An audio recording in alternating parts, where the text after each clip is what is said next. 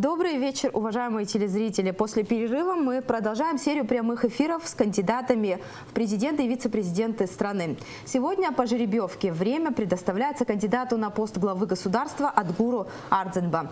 Напоминаю про условия интервью. Оно будет длиться 40 минут, включая 3 минуты на блиц-вопросы и обращение к избирателям. Адгур Амиранович, добрый вечер, рада вас видеть в нашей студии. Добрый вечер, здравствуйте. Я перед началом нашего интервью предлагаю посмотреть вашу биографию. Спасибо. Ардзинба Адгур Амиранович родился 26 декабря 1981 года в городе Гудаута Абхазской АССР. Начальное и среднее образование. С 1988 по 1995 годы Бамборская средняя школа города Гудаута. С 1995 по 1999 годы Башаран колледж, поселок Цандрыпш, Гагарский район. Первая Гудаутская средняя школа города Гудаута 1999 года.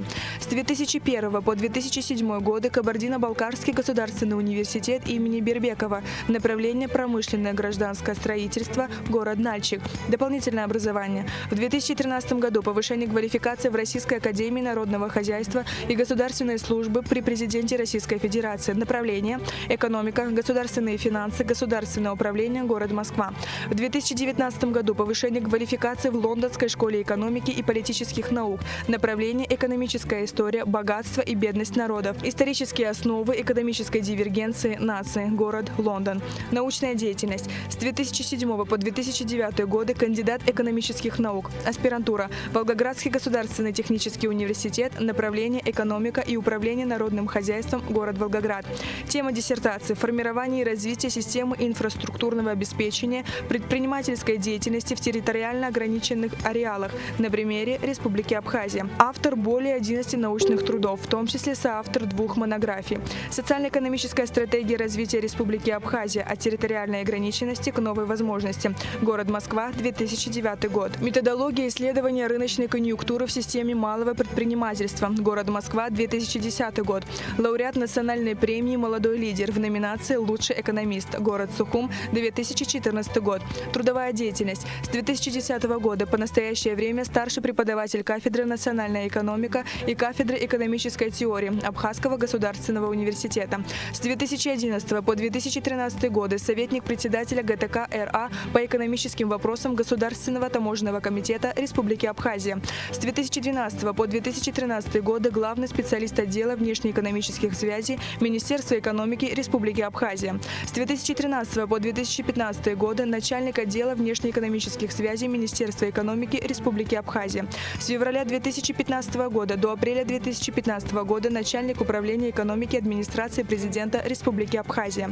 С апреля 2015 года по настоящее время министр экономики Республики Абхазия. С декабря 2019 года по настоящее время вице-премьер правительства Республики Абхазия. Женат, отец 3 детей. Адгур Амиранович, итак, мы можем начать. Мне бы хотелось вот с чего начать. В непростых условиях сейчас вот предвыборная кампания проходит, и в какой-то момент было даже ощущение, что выборы могут не состояться. Но после вот вашей встречи с кандидатом Асланом Бжаня в Краснодаре этот накал был снят, и ваши переговоры должны были продолжиться. Но подробности и той встречи, и потом были ли переговоры, мы вот пока не знаем. Хотелось бы от вас услышать подробности вот вашей встречи, и можно ли сейчас говорить о том, что выборы пройдут спокойно? Спасибо. Ну, вначале я хотел бы сказать, почему выборы проходят в неспокойной обстановке. Кто делает эту неспокойную обстановку, кто эту обстановку делает неспокойной? Мы сами. Я думаю, что все политические силы Абхазии должны в равной степени разделять ту ответственность за ситуацию, которая в нашей стране происходит. Поэтому, вот если ретроспективу последних дней вернуться, мы видим ситуацию, когда действительно резко ухудшилось состояние здоровья одного из кандидатов, Аслана Георгиевича Бжаня. И в тот же день, когда мы узнали об этом, мы прекратили агитационную деятельность, отменили встречи с избирателями. И в тот день у нас должна была быть встреча в городе Тхуарчал, большая встреча, и мы ее отменили. Пользуясь случаем, я прошу прощения перед жителями города Тхуарчал. У нас обязательно состоится встреча. Мы соответствующие шаги предприняли. Надеялись на понимание и взаимодействие с другими штабами. Значит, по такой же схеме пошел и штаб Леонида Зябшева, но, к сожалению, вот такого взаимопонимания мы не достигли. Мы, честно говоря, надеялись на то, что будет конструктивный диалог, мы все соберемся, значит, все представители штабов придем к какому-то общему мнению, что делать дальше. Вместо этого мы увидели ситуацию, когда, значит, заместитель руководителя штаба, насколько я понимаю, да, это Леонид Иванович Лакербаев, выступил с тем, что выборы без нас не состоятся. То есть, мне кажется, это очень поспешное было заявление, потому что надо было разобраться вообще, что произошло. Именно на это мы были настроены. Потом вы знаете, что, значит, сторонники пришли к администрации президента, даже часть из них ворвалась в кабинет исполняющего обязанности президента нашей страны, какие-то потасовки пошли. И с ситуации, где люди беспокоились о состоянии здоровья Аслана Георгиевича, мы пришли к ситуации, где были озвучены требования об отставке всего руководства Абхазии, силового блока и так далее. Отдельно хочу подчеркнуть безответственное поведение некоторых представителей средств массовой информации, в том числе и местных, где буквально там через 5 минут, через 10 минут появилась новость о том, что Аслан Георгиевич Бжания был вновь отравлен. То есть это вот такие провокационные действия. Я думаю, что они должны соответствующую ответственность нести, такого рода люди, потому что надо понимать, к чему это может привести. Дальше. Ну, все-таки хронологию событий мы начнем пересказывать. Много времени у нас на это уйдет. Я понимаю, но это важно, Нала, потому что с какой стороны на это смотреть. Понимаете? Мы же должны проводить предвыборную кампанию. Она должна быть продолжением нашей ментальности, нашего духа абхазского, а не так, как бы, да, как... Вы продемонстрировали вместе с третьим кандидатом? Надо, чтобы все демонстрировали, не только мы, все демонстрировали. Кстати, что касается самого непосредственно Аслана Георгиевича Бжания, я с большим уважением к нему отношусь, и как только стало известно, что у него есть возможность провести встречу, я выехал в Краснодар, и мы с ним встретились. У нас была личная беседа, где мы обменялись мнениями, абсолютно друг друга понимая, разделяя озабоченность о ситуации. Хочу вам сказать, что Аслан Георгиевич отрицательно относится к тому, что происходит. И сегодня у нас состоялся телефонный разговор. Сегодня выходной день в Российской Федерации, и будет завтра, насколько я понимаю, консилиум врачей, где будет определенное решение. Но по словам Аслана Георгиевича Бжания, 99,9%, практически 100%, он вернется, дай бог, и продолжит свое участие в выборной кампании. Выборы состоятся в намеченный день голосования. Другого быть не может. И все же переговоры о чем шли? Вы интересовались здоровьем, с одной стороны, но вот ситуацией внутри страны. В какой атмосфере пройдут выборы? Мы можем говорить, что все пройдет спокойно в правовом русле? Есть ли у вас такая уверенность, как после общения? Каждая политическая сторона должна проявить ответственность. Вот в тот день, почему я важным считаю вернуться в ретроспективу? Вы помните, когда пришли сторонники, штаб официально заявил о том, что не имеет никакого отношения к этим людям. Но в то же время, спустя некоторое время, представитель штаба пришел туда и присоединился к требованиям и озвучил некоторые из них. Отдельно хочу сказать слова благодарности группы молодых депутатов, которые сторонниками являются Аслана Георгиевича Бжания, которые активно вмешались в ситуацию, разрядили ситуацию. У нас была встреча еще в формате, где Бадра Зурович Кумба присутствовал, и Леонид Юрьевич Зябшев, и Бадре Зуровичу отдельно тоже хочу сказать спасибо за то, что он вышел к людям, сказал, что нужно разойтись, надо в другом ключе рассматривать вопросы, и люди разошлись. И за это им большое спасибо. Но в то же время, значит, надо стараться контролировать действия своих сторонников. Это очень важно, потому что есть вещи, которые могут принять необратимый характер. Я бы хотела отдельно поговорить о вашей команде. Среди тех, кто сейчас вас поддерживает, много профессионалов. Но сейчас я не говорю о профессиональных качествах, но там есть люди, которые еще недавно были вашими оппонентами по некоторым вопросам. Например, Роман Кочарава. Все прекрасно помнят ситуацию с принятием закона об НДС. Роман Кочарава лично участвовал в этих протестах. Вы, как министр экономики, этот закон поддерживали. Как получилось так, что вы два оппонента сейчас находитесь в одной команде?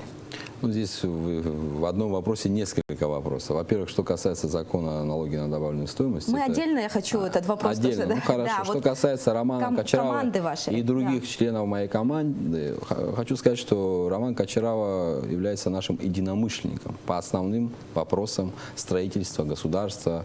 Это прозрачность, это подходы вообще к экономической политике. Да, есть, где мы расходимся, это нормально. Не должно быть нормой, когда, знаете, руководитель подбирает в свою команду людей, которые абсолютно с ним во всем согласны. Это утопия. Мы это уже на примере исторических некоторых событий видели. Поэтому Роман Кочарава и другие люди, которые обладают профессиональными навыками, самое главное – прямо, без каких-либо, знаете, там, зазрений говорят то, что думают. Это очень важно. Это очень важно. Для меня это очень важно. Если посмотреть на состав в целом, это люди, которые имеют твердое «я», имеют свое собственное мнение. Для меня это очень важно. И в случае вашей победы вы готовы и представителей других штабов пригласить в команду? Безусловно. Я это уже озвучил в одном из интервью. Я даже имена называл, и Бадру Гумба называл, и Вову Делба называл, и много таких имен могу назвать, и там есть и молодые депутаты. Для меня главный принцип – это люди должны быть свободны от вот этих вот фобий, или как это назвать, болезней, хаджимбизма, анквабизма, изма и каких-то других измов. Для меня это важно. Люди, которые не разделяют абхазский народ. У него может быть отдельное от моего мнения. Это нормально. Это нормально. А как по-другому? Как по-другому формировать команду? Если все будут с тобой согласны, тогда это не команда, это уже по-другому называется. Поэтому мы будем приглашать в обязательном порядке профессионалов, людей с навыками, главное чистоплотных людей и патриотов. И такие люди, слава богу, есть во всех политических командах. И мы обязательно, конечно, будем приглашать. Адгур Амиранович, вот возвращаясь к вопросу об НДС, этот закон до сих пор называют новый, потому что предприниматели до сих пор бьются, да, они и в парламент обращались неоднократно, и письма подписывали. Есть даже данные вот по городу Сухому о сокращении количества предприятий, там есть различные исследования. Закон надо менять, вот предприниматели на этом настаивают. Вы в парламенте, я видела материал, где вы четко говорили о том, что закон никто менять не будет, что у нас рай налоговый в стране. Ну, как вы считаете, вот с течением 4 лет, как вы видите вот эту ситуацию с законом НДС? Его все же надо менять или оставить Я говорил, что ставку менять никто не будет. Там было предложение, вот если о той встрече в парламенте, там речь шла о том, что сделать дифференцированную ставку. На мой взгляд, это неправильно. Это приведет к еще большей путанице, и никогда никто не разберется. Что касается самого закона, сама идея правильная. Реализация неправильная. Надо признавать, уметь свои ошибки тоже. Но мы предлагали следующее, когда принимали эту норму. А что там поменялось? В принципе, НДС, он был 10% всегда. Поменялось следующее. На товары, которые ввозят в Абхазию, на них стала распространяться тоже эта ставка. До принятия этого решения было следующее. Ввозные пошлины? Нет. Отменили после соглашения с Россией и взамен ввозной НДС? Это совершенно не взаимосвязанные вещи. Вот смотрите, я вам маленький пример приведу. Если производить в Абхазии бутылку лимоната или воды, до принятия этой нормы, она облагалась, эта бутылка, от стоимости всей. 10%. Если ввозили из-за рубежа, только с наценки.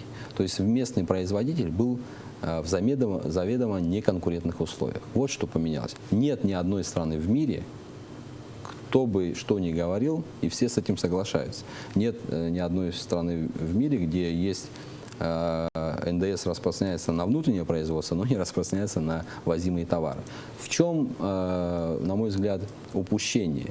Импортных товаров у нас сколько? Где у нас местные производители? У нас есть местные производители. О чем вы говорите? Ничего, еще больше будет. Еще больше будет. У нас экспорт за последние 5 лет почти в 3 раза увеличился. И в 2019 году по итогам года почти 6 миллиардов рублей достиг. Был там 2 с чем-то, с небольших. Поэтому есть производители. Не надо людей обижать. Люди работают. Тяжелые условия, но люди работают.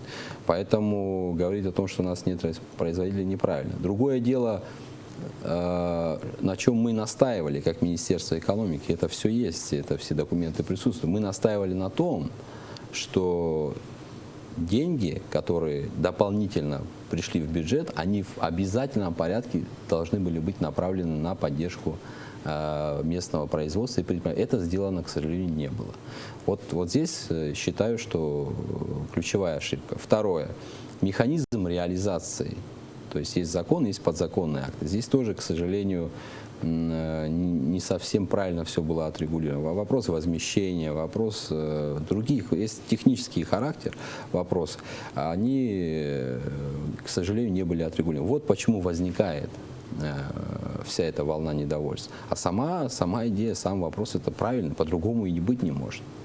А дальше, вот как вы видите, вот, что с этим законом нужно делать вы, если, допустим, станете президентом? Как вы будете относиться? Вот, что надо менять и как будете менять? Наша позиция, она не только сегодня. Моя позиция, она известна еще несколько лет назад, даже 2 года назад я озвучил. Нами проработана концепция налоговой реформы, где мы предлагаем вообще отойти от всех налогов и сделать один налог с оборота. Почему? Потому что предприниматели наши в отчетности своей и те, кто занимается контролем, немножко сложно все это делать в этих условиях, когда НДС, налог на прибыль, это сложные для исчисления налоги. К сожалению, надо отмечать, у нас вот уровень административных возможностей не такой высокий. Поэтому мы предлагали внедрить такой один налог с оборота, это где показатель только оборот и фонд оплаты труда и количество работников. 3 показателя, это легко отчитываться, легко администрировать. Но для этого нужно внедрить современную технику, контрольно-кассовую технику, учет первично наладить. Это можно сделать в нашей налоговой концепции реформы. Там где-то срок 5 лет. Ну, первые 2 года на внедрение и остальное уже поствнедренческий этап. Это одна идея, одно направление. Часть предпринимателей говорят о том, что налог с оборота, он не очень справедливый и не охватывает все сферы. Поэтому есть вторая модель, которая позволяет сохранить параллельно существование текущей модели и налога с оборота. И у предпринимателя появится возможность выбирать. То есть к чему мы в итоге придем, будет зависеть от того, как мы пообщаемся с экспертами, с предпринимателями, и в итоге мы выйдем из текущего положения, я думаю, в лучшую сторону, где у предпринимателей будут сняты все вопросы. Я бы еще хотела поговорить о программе, которая была презентована в 2018 году «25 шагов развития». Она была представлена, и многие от нее были ожидания большие от этой программы. Но почему-то не было реализации этой программы. С чем это связано? Эта программа сейчас лежит в основе нашей, вот если вы откроете наш сайт, она как раз в основе лежит. А что помешало вот все эти годы? Все эти годы, говорю, вот 2 года было. Да, не была начата. Вот смотрите, программа была, наша задача, как Министерство экономики, была поставлена задача нам и представителю московской абхазской диаспоры Беслан Родионович Агарба непосредственно оказывал финансовую помощь. Нам была задача поставлена разработать эту программу. Мы ее разработали, потратили большое количество времени, сил, энергии, презентовали ее руководству Абхазии. В администрации президента на тот момент было некое свое видение. В правительстве, в руководстве правительства некое свое тоже видение. И вот эти видения, к сожалению, так и не сошлись, и эта программа, она до сих пор лежит на полке. Мы эту программу будем реализовывать. Ее надо актуализировать, потому что 2-3 года, конечно, это время, надо будет немного актуализировать. Мы ее уже, в принципе, актуализировали, еще надо будет доработать. Там дорожные карты необходимо доделать пошагово по каждому направлению: сельское хозяйство, туризм, промышленность и так далее, базовые отрасли.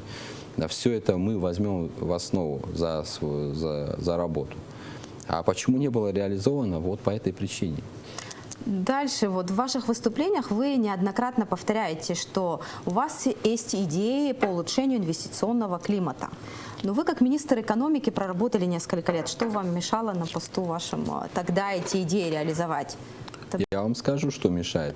Вот в условиях, когда в стране, давайте будем говорить не про нашу страну, не про Абхазию, а про другую страну. Вот мы с вами два предпринимателя, принимаем решение, инвестировать туда или нет. И вот мы получаем новости оттуда. Переворот, захват МВД, перекрыли дорогу, убийство, похищение и так далее и тому подобное. Будем мы с вами вкладывать туда деньги? Вряд ли, правильно? Поэтому для того, чтобы... Я очень много общался с потенциальными инвесторами. Кстати, хочу вам сказать, что налоговое наше законодательство их устраивает. Закон об инвестиционной деятельности им нравится. Это в последнюю очередь, о чем идет разговор. В первую очередь люди говорят: криминал, правопорядок, стабильность, работа с судебной системой и так далее, и так далее. Вот это все мы будем исправлять, и тогда так называемый инвестиционный климат, он поменяется в лучшую сторону. Ну, о вопросах безопасности, раз вы сами заговорили, как вы собираетесь улучшать эту ситуацию? С правопорядком, с исполнением закона? Есть у вас какие-то конкретные идеи, с помощью которых можно это сделать? Есть. У нас, кстати, были встречи. Одна из самых первых встреч у меня была в СКБ, вторая в МВД. Почему? Потому что поддержке правоохранительной системы органов мы будем уделять особое внимание. Невозможно работать в условиях, когда за 5 лет или за, я уже работаю в органах власти 9 лет. Я начинал свою работу при Александре Анквабе, и премьер-министром тогда был Леонид Иванович Лакербай. За годы моей работы сменилось 2 президента и 6 премьер-министров. И, по-моему, около 7 или 8 министров внутренних дел поменялось. Представляете? Даже в рамках одного уголовного дела это может занимать год-полтора. Вот представьте себе, мы с вами оперативники, занимаемся, это же мы рискуем жизнью. За это время меняется министр. Ну, и эта нестабильность является причиной. Что мы будем делать? Мы будем бесспорно оказывать мощную поддержку правоохранительным органам. Я вам хочу сказать, что в наших правоохранительных органах трудится очень большое количество патриотов, которые хотят работать.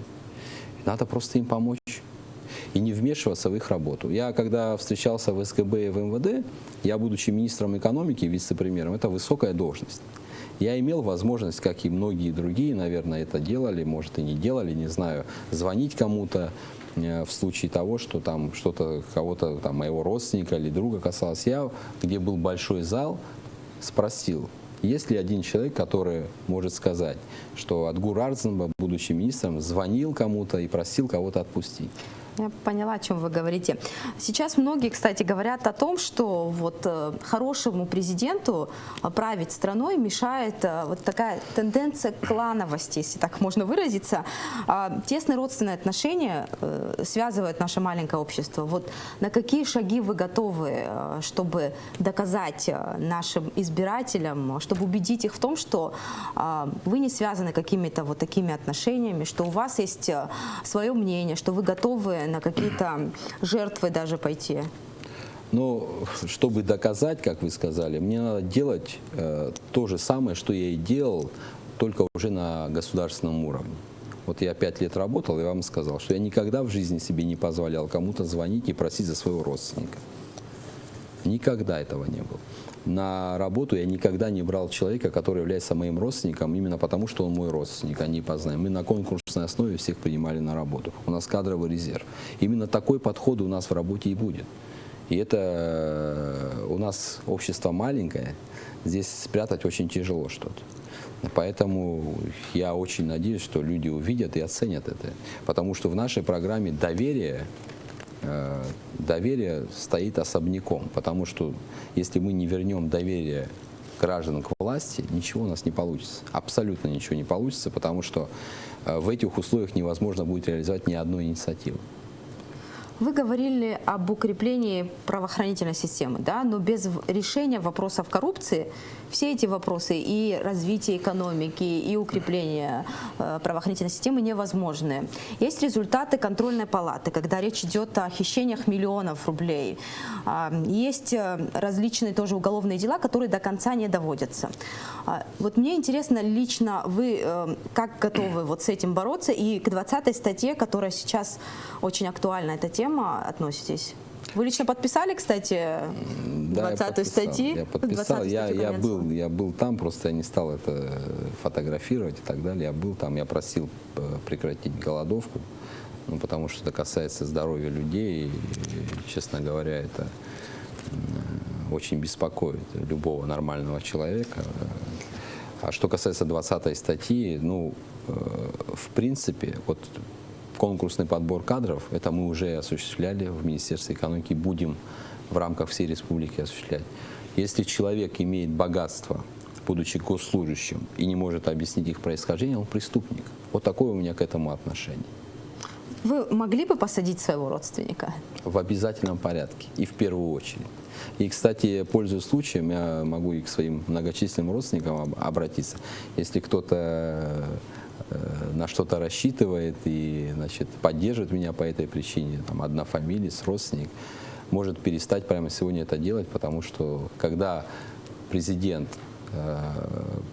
вот, положив ладонь на Конституцию, озвучивает клятву, вот у него, он принимает все фамилии, которые есть в Абхазии, вот это все его фамилии, все семьи, это его родные семьи, то есть не должно быть различия.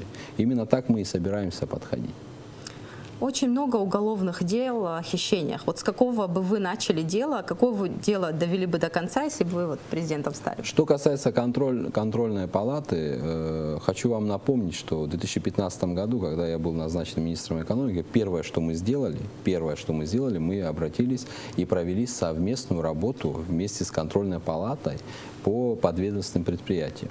Это первый наш шаг был, поэтому взаимодействовать с контрольной палатой для нас это не новое направление. Мы и будем дальше взаимодействовать. Были ли результаты? Конечно, вот были. Очень большой объемный материал мы получили в качестве предложений, замечаний и так далее. Мы много чего устранили и устраняем до сих пор. Поэтому контрольная палата, ее активная деятельность должна быть не просто продолжена, она должна находить поддержку и взаимодействие прокуратуры. И, кстати, последнее время меня очень радует, я отдельно хотел бы благодарность выразить Адгуру Нугзаровичу, генеральному прокурору, за вот эту активность. Эту активность надо удвоить и утроить, потому что дел накопилось очень много. Очень много дел, которые ушли в песок, их надо... Потому что наказание это что такое? Это же не самоцель наказать. Наказание – это некий символ того, что так делать нельзя.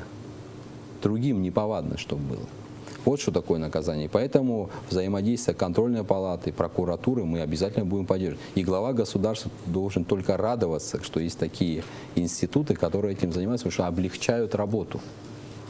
И конкретно вот с какого уголовного дела вы начали бы? Вот какого вы довели до конца? Это банковские хищения? Очень богатый выбор. Очень богатый выбор. Я думаю, что надо начинать одновременно со многих. Конечно, это экономические преступления коррупционного характера. Обязательно надо. Жесточайшая должна быть борьба с коррупцией. Борьба с коррупцией должна идти двумя параллельными дорогами. С одной стороны, значит, рука правоохранительной системы, ужесточение, наказание и так далее. С другой стороны, необходимо менять и законодательство, которое позволяет коррупционерам, создает условия для того, чтобы они занимались коррупцией. Это вот две параллельные дороги. Что касается других уголовных дел, ну, есть масса уголовных дел нераскрытых. Это убийство, похищение. В обязательном порядке надо, значит, требовать о том, что эти преступления должны быть раскрыты. И вообще, значит, ситуацию необходимо довести до такого уровня, чтобы это все осталось в прошлом. И есть современные технологии, подходы, все это надо внедрять. Мы очень сильно отстали. Материально-техническое обеспечение правоохранительных органов оставляет желать лучшего. Я там был, видел. Люди хотят работать, но им нужна поддержка. Поэтому это обязательно мы будем делать. А уголовные дела, это очень много их. Я не могу сказать, с какого конкретно мы будем начинать, потому что их очень много на самом деле. И, кстати, те, о которых вы даже еще не слышали, есть. Поэтому... В общем, вы готовы довести до конца все эти дела в случае вашей победы? Еще новые начать, еще новые будут. По нашим сведениям, у нас есть свои сведения, еще есть много-много будет там разных материалов. До выборов президента остается несколько дней, но закон о выборах остался без изменений. Вы обращались с просьбой дать толкование, конкретное толкование вот этой статье закона, но закон таким и остался. Почему вы дальше не требуете? Потому что вот выборы пройдут и, возможно, начнется очередной виток вот этого политического кризиса. Не, ну мы не имеем права требовать от парламента или от ЦИКа или от Верховного Да, суда. это прерогатива парламента, но... Мы обратились, и для нас принципиально, чтобы была внесена ясность. Вот как, или так, или так. Мы уже официально заявили, что итоги голосования, какими бы они ни были, как ЦИК, значит, объявит, мы их примем. Но нужно внести ясность. Не дай бог, у нас повторится то, что повторилось. Ну, мы 8 месяцев, даже больше, чем 8 месяцев находимся в выборном процессе. Подумайте. Почти год мы выбираем президента. Поэтому я думаю, что надо к этому подойти. Еще раз говорю, я не имею права требовать или там направлять, вот так нужно истолковать или вот так, но определенность надо внести. Если это возможно, ну, еще раз, пользуясь сегодняшним эфиром, попросим всех, кто, значит, имеет к этому отношение, постараться. Есть время еще. Но вы не исключаете, что разные толкования опять возможны вот этой статьи? Но у нас же не прецедентное право. Что такое прецедентное право? Если есть решение суда, то это как бы считается. Поэтому завтра, не дай бог, там будет какая-то такая ситуация, опять может то же самое повториться. Опять в суд, причем суд принял два абсолютно противоположных решения. Первой инстанции, второй инстанции. Поэтому никто не застрахован от этого в перспективе. Конечно, лучше было бы это все отрегулировать. Адгур Амиранович, вот возвращаясь к началу нашего интервью, вы сказали о том, что вы не приемлете людей в своей команде, людей, которые осуждают категориями хаджинбизм, анквабизм, багапшизм и так далее. Но при этом говорите, что готовы принять в свою команду людей из других штабов и так далее, с другими политическими взглядами. Как вы тогда собираетесь объединить общество? Это же в одну минуту не происходит, люди же мгновенно не меняют свои политические взгляды. Как вы собираетесь объединить общество? Потому что это как лозунг на каждой встрече вами озвучивается. Ну, это не лозунг, это на самом деле мое мнение, такое глубокое убеждение, что если мы не объединимся, не будет у нас никакого государства. Вот представьте себе дом, где живут два родных брата. И с утра до вечера они дерутся за какое-то кресло. В этом доме не будет никогда порядка, крыша будет протекать, значит, поле не вспахано, хозяйство на нуле, все будет рушиться. Вот что у нас происходит. Если мы это не прекратим, у нас никакой перспективы не будет. И пускай никого, значит, я не хочу пугать, но иллюзиями тоже себя никто не тешит, что вот это может вечно продолжаться. Даже у металла, есть понятие такое, что усталость. Может ситуация взорваться и наступить абсолютный хаос. Поэтому всем политикам, еще раз говорю, особенно опытным политикам, которые очень много лет находятся в политике, надо проявить ответственность. Ответственность. И, конечно, я еще раз говорю, объединять людей — это не обязательно объединять политиков, особенно политиканов. Это профессионалов с разных команд. Это первое условие. Второе. Справедливое отношение ко всем гражданам. То есть закон должен быть для всех один. Одинаково надо подходить ко всем людям. У нас колоссальное расслоение в обществе. Одна вот определенная группа лиц живет припеваючи, весь народ на них смотрит. Более того, я всегда об этом говорю, эти люди, как правило, те, кто имеет какое-то отношение к государственной службе или их родственники, если когда-то там в советское время тоже была коррупция, но прятались, а сейчас настолько обнаглели, что, вот, знаете, они как будто боятся, что мы не увидим, насколько они богаты. Вот что происходит. И таких людей никогда в жизни мы объединять не будем. И в свою команду их сажать в тюрьму надо, которые разделяют людей, с утра до вечера занимаются политическими интригами. Какое может быть с ними объединение? Надо людей объединять, простых, ветеранов в первую очередь. Ветераны войны в чем провинились? Мы уже, значит, предложили инициативу и возобновить Совет ветеранов при президенте. Кстати, эту идею я обсуждал с Саруа и сам Цахаров. Всем эта идея нравится. Мы это будем делать, когда мы объединим ветеранов. ветеранов, когда мы будем профессионалов со всех команд набирать. Я уже озвучил имена, еще могу озвучить очень много имен, но боюсь, кому-то это не понравится. И были такие реакции, когда это наши, это не наши. Так нельзя рассуждать. И когда мы будем относиться ко всем одинаково, я хочу вам один маленький пример привести. Вот у нас была программа 1,2 миллиарда льготное кредитование Министерства экономики. Мы занимались. Мы, значит, занимались отбором проектов, которые получат кредит. Мы там политические или иные критерии не оценивали. Кстати, многие из тех, кто получил кредит и построили объекты, сегодня находятся в оппозиции ко мне, например. И нормально, это их право.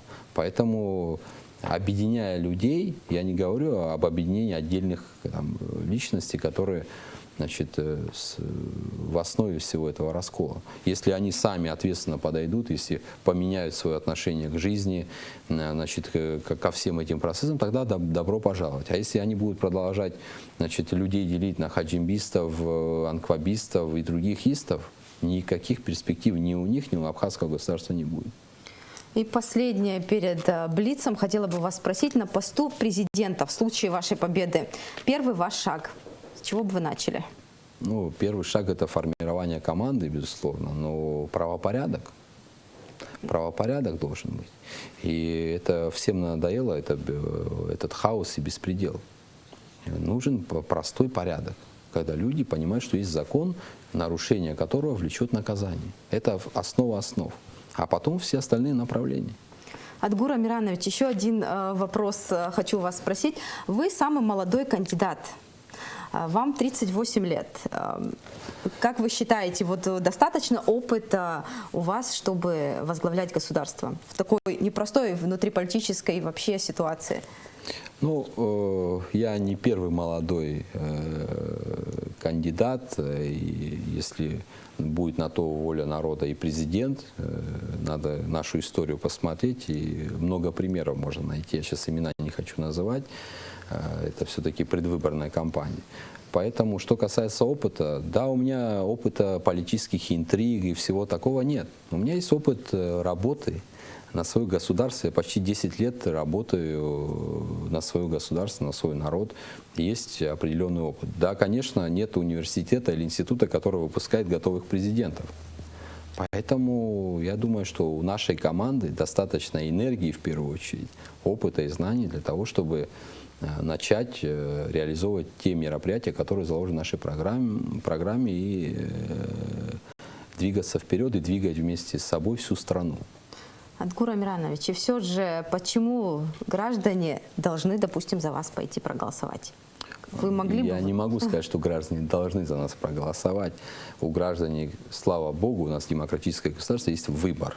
Они могут пойти проголосовать или вообще не пойти. Вообще, конечно, желательно, чтобы пошли, потому что это гражданская позиция, и надо участвовать в выборах.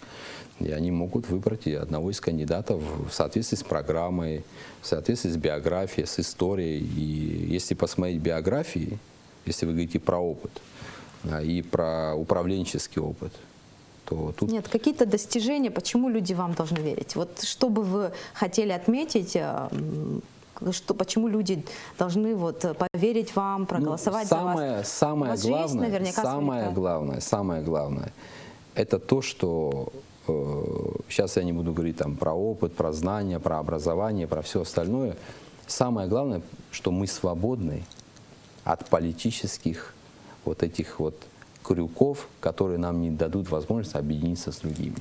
Мы не участвовали ни в каких переворотах, ни в каких политических кризисах. За нами этого нет. Вот это самое главное. Это основа основ. И мы будем объединять людей. У нас еще есть время, поэтому продолжим. И это нам позволит действительно объединить людей. У нас нет, вот мы не идем во власть, чтобы отомстить кому-то. Мы не идем во власть, чтобы кому-то что-то доказать. Или потому, что кто-то там когда-то нас снял с работы или что-то такое. Нет такого желания. Мы хотим работать на благо нашей страны. Да, мы молодое поколение. Но мы то поколение, которое выросло после войны. Мне было 10 лет во время войны. И вы знаете, я помню разговоры, ну, отец, Царство Небесное, ушел из жизни, я помню их разговоры. Они говорили, что по-абхазски сказать «харак хамбазерге хахучкуэрбаат». Но уже мы сами выросли, мы сами взрослые люди. И пришло, к сожалению, такое время, оно не закончилось, что мы сегодня уже говорим «харе хамбарги хахучкуэрбаат». Сколько поколений мы будем передавать этот лозунг? Я думаю, что пора остановиться и понять, что вы поймите, вот у нас же проблемы основные, все проблемы, это внутренние проблемы. Я понимаю, что там война, послевоенная блокада, это объективный, но и субъективный фактор. Адгур Амирович, мы чуть-чуть от вопроса, конечно, отошли, и все же вот какие-то достижения, из-за которых ваши избиратели должны про вас проголосовать. Все же на мой вопрос ответить. Не скромный вопрос, но я хочу вам, если вы говорите про мою работу в Министерстве экономики, я могу о ней сказать. Неважно, именно на посту министра или до этого, где вы проработали. Вот. Ну, я в Министерстве экономики основную часть своей жизни проработал, и профессионально, я имею в виду. За годы нашей работы нами было проработано более 40 инициатив, серьезных инициатив. Мы участвовали в разработке двух государственных программ серьезных. Это стратегия социально-экономического развития, 25 шагов, это концепция налоговой реформы. Вот мы, кстати, предлагали 2,5 года назад, подготовили проект закона, который так и лежит в администрации президента, об освобождении начинающих предпринимателей от налогов до 3 лет. Вот таких много инициатив, которые нам необходимо реализовать. Адгур Амирович, спасибо большое. Мы основную часть закончили и можем перейти к блиц-вопросам. Давайте.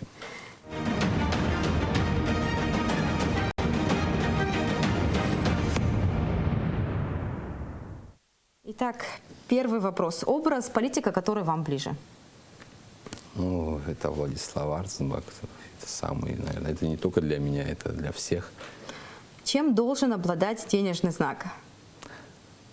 Денежный знак, я думаю, в первую очередь покупательной способностью должен обладать. Это самое главное. И чем она выше, тем лучше.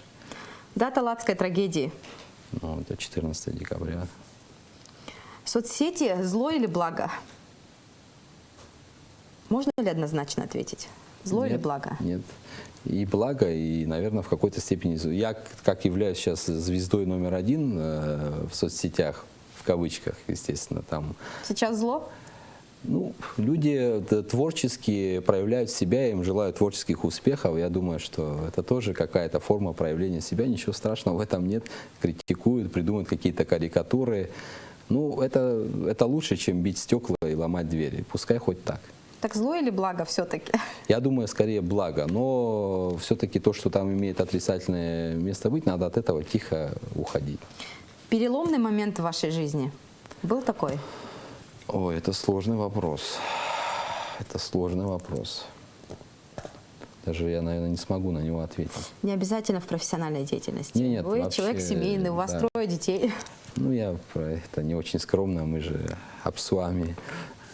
Поэтому, ну, много таких моментов. Вот взять один, выделить, наверное, нельзя. Это сложный вопрос на самом деле. Это, наверное, какие-то, есть и трагические моменты в моей истории, когда там теряли близких. Это меняло, в принципе, полностью психологию и вообще отношение к жизни. Есть и хорошие моменты. Поэтому отдельно взять отдельный момент тяжело выделить. Закончите фразу «хороший политик – это…» Это политик, который любит свой народ. Принципиальность или гибкость? Последний мой вопрос. Ну, я думаю, что если касается, если в продолжение первого до этого вопроса, это если в политике, наверное, принципиальность, вот если касается внешней политики, здесь должна быть принципиальность. Если касается внутренней политики, здесь более гибкость. Время наше заканчивается. Адгур Амирович, я очень извиняюсь. И на обращение не остается времени. Спасибо вам большое за сегодняшнее интервью. Вам большое спасибо. Уважаемые телезрители, на этом я заканчиваю сегодняшний прямой эфир. Напоминаю, что гостем нашей студии был кандидат в президенты Адгур Арценбах. А я прощаюсь с вами. До свидания.